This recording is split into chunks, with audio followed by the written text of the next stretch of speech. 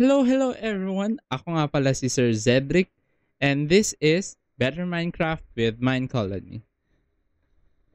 So last episode ay naglakbay kami para makapagsimula sa ating adventure.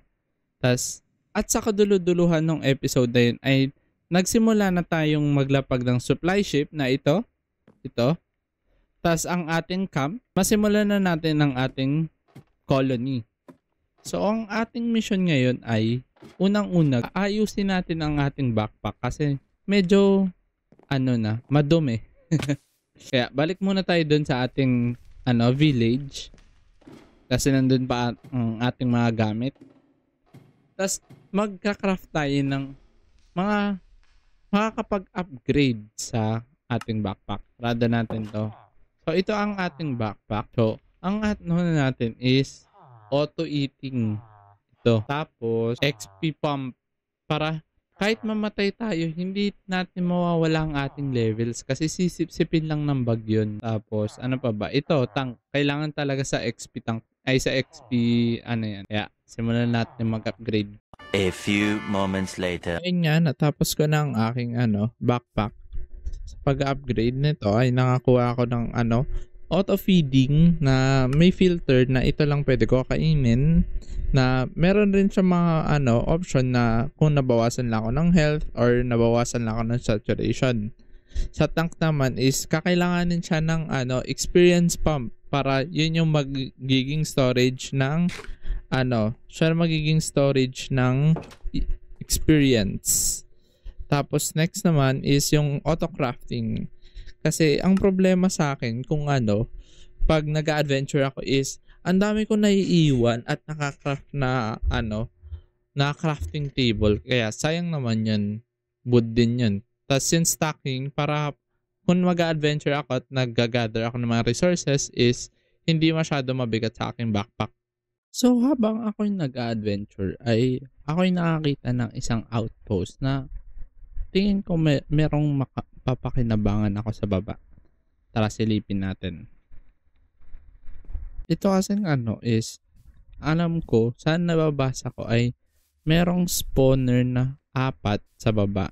Na tingin ko pwede natin gawing farm. Dito. Alam ko sa mga poste na to, merong mga spawner dito. Ayan ilawan na lang natin para hindi siya magpa-spawn. Yan sisimula na mag-build up.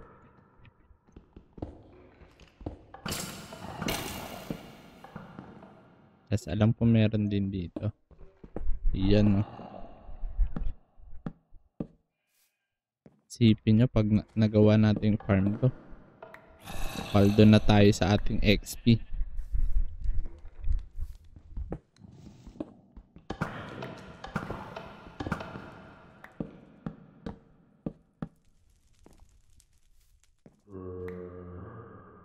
Tapos ang huli ay nandito. Pero hindi ko lang, ay shit, hindi pala nakasarado to. Yan. Pero hindi ko alam kung nababurn out yung na to, mga spawner dito sa modpack na to. Pero malalaman natin.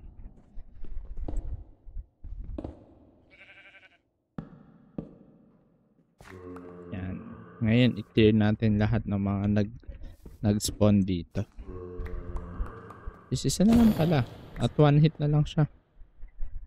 Wawa naman siya. Yan. So, i-clear natin ito. Pero dapat well lit pa din. Yan.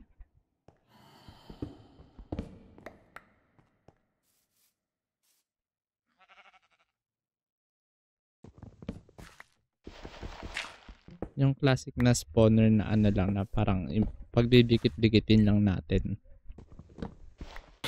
Ayun nga, nasetup ko na ang farm na to na napakalakas niya. Kitang-kita nyo naman, hindi maubos-ubos ang mobs na pinapatay ko. Kaya, sobrang sulit talaga ng pagkakakita ko dito. Talagang makakapag-gear kami ni Teach ng mga item nito. Yan, nakapag-grind na tayo ng ating diamond armor. Kaya susunod naman ay tayo ay magsisimula na tayo ng ating colony kasi medyo na left behind na tayo. Ayan, tingin ko magsisimula tayo ng ating tingin ko ito ang ating ano kasi sa makikita nyo rotate lang natin. Ayan. Kasi alam ko may gate yan eh. Wala ba? Ayun, gate. May gate nga.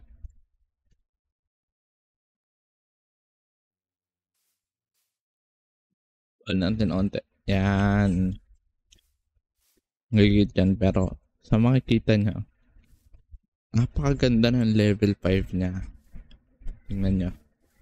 Yan o. Napakaganda. Kaya tingin ko ito ang aking pipiliin na style condo. Yeah. Yan. O sana simulan na. Ilang ka ba hawak yung lang?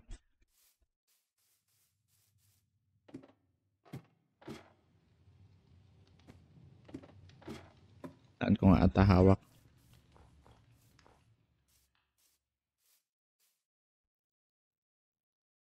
Yan.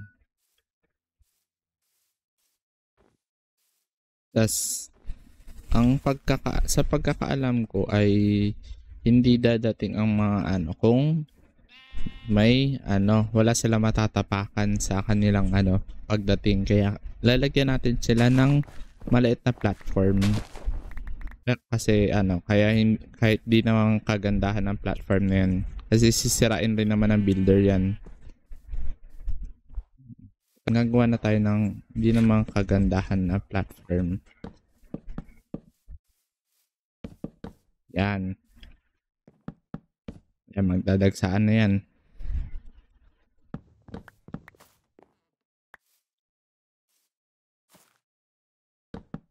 Ang pagkakaalam ko ang unang simulang tatlo ata o apat. Yeah, pwede na din. Gagawa na rin pala tayo ng ating saan naman ay ito ang aking pipiliin, yung dark oak din na medieval. Yeah, kasi maganda-ganda din yung level 5 niya. Tingnan niya.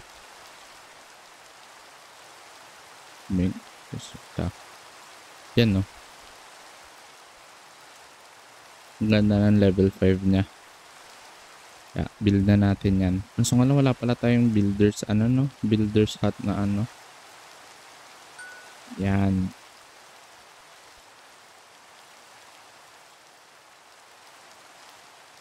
Lang.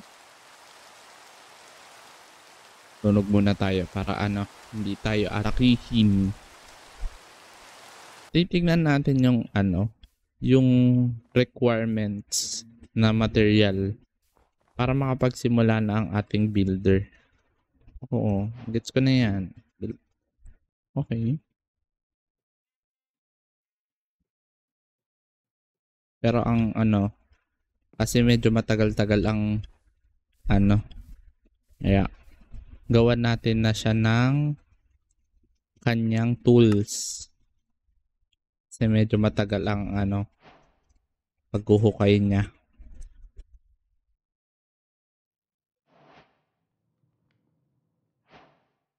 Bigyan natin ng 2 spoon yan. Habang ay tayo mag-gather ng build option, build building.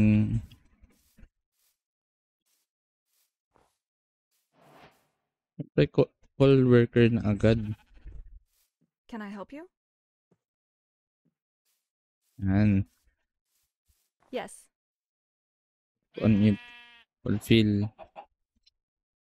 Bigyan kita niyan. Yan. Medyo matagal-tagal kasi yung Habang yan ay tayo ay mag-gather na ng mga request. Pero gawa muna tayong clipboard. Clipboard. Paano ba ang clipboard? Ang dali lang din. Stick at na lang. Okay, madali lang yan. Sa puntong ito, dahil hindi ko binakuran ang town hall, ay sinugod ako ng mga zombie at spider. Kaya ay ito ang nangyari.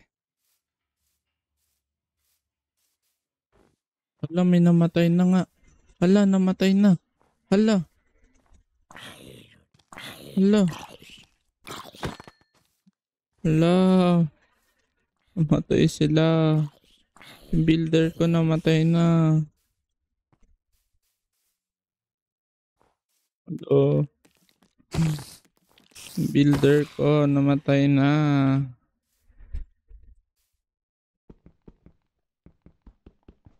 Wala, hindi iniiwan to.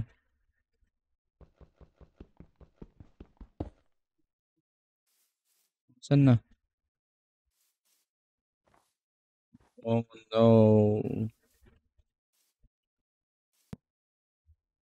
Hello, ako nga pala si Editing Cedric.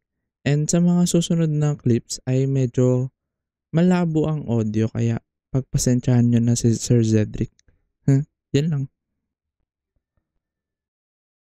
Ayun nga, natapos na ng builder ang kanyang builder's hut. Kaso nga lang, parang na-embed naman ng builder dito. Builder's hut talaga. Anyways, magpapatuloy na tayo sa pagbibuild ng... Ay! May ano? Ay! May bisita tayo. May sisibot. Uy! Parang gusto kong i-ano yan na. Sige. Ayan. Namatay ba? Wala naman. Nice. Tara. Papatayin ko kayo.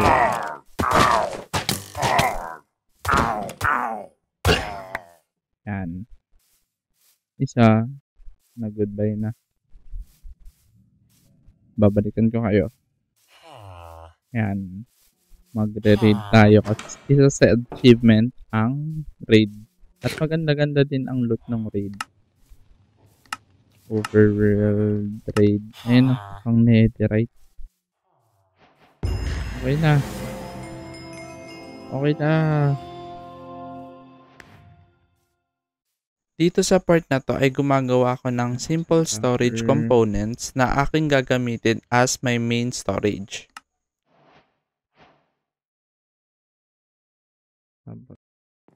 Sa pagkakaalam ko, ang sistema na to ay, diba, ito lalagay natin dito, dyan, as,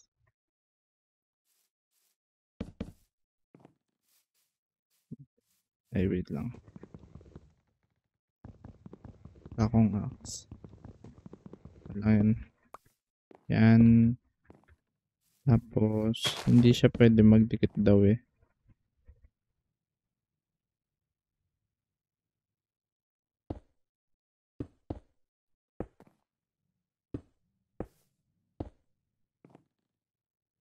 Yan. Pwede na natin yan lagyan ng gamit. Pero ang pinagtataka ko, ay what if kung link cable lang? Hindi siya nagko-connect. So, pwede naman palang ganito. Then, pag sa ano, ganyan. Yan. Okay, gets ko na. Tapos, ayan. Dalawang double chest na ang ano niyan. Papuli natin yan. Lagay natin yan dyan. Fortune ba to? Hindi sa touch. Nice. Yan. Ngayon, gagawa tayo ng remote. Walang tayong ender pearl doon. Yan. Ito ang control na ako'y magagamit habang ano. Tingin ko sobrang unlimited talaga nito eh. Nung ano. Try natin. Punta tayo spawn. Ay hindi. Layo. Hindi pala abot. Malayo din yung abot niya. Ngayon, tapos na ako sa akin. Ngayon, nabigyan ko na ng materyales ang aking ano. So, magsisimula na ako sa aking starter build. Kasi medyo ano, parang nahihiya naman ako sa mga ano, sa colony ko kung hindi man ako or aasa ko man lang yung aking starter build sa kanila. Kaya, ayun. Magbi-build din naman ako. Kaya, meron naman na ako na draft na ano. Ito ang aking build na tingin ko na ano, babagay sa team nung ano. Yan, ito ang ano, build nakikita kong maganda sa aking build.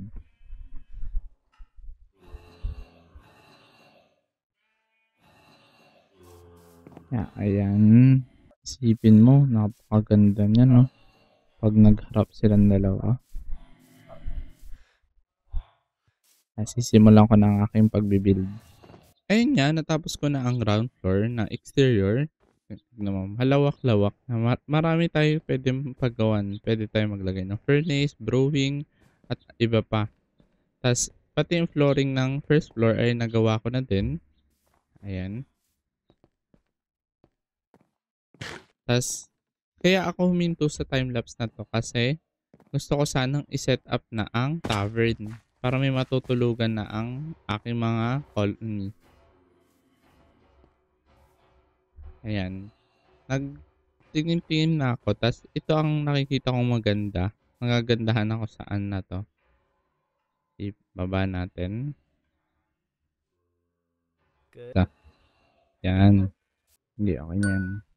Okay na. Tapos, manghihingi sa akin ang builder ng requirements. Hindi pa niya pa na ano. Tingin ko dahil sa snow, yung blizzard na to ay kaya hindi gumagawa ang aking builder. Kaya, proceed na tayo sa first floor pala. Proceed na tayo sa first floor na building.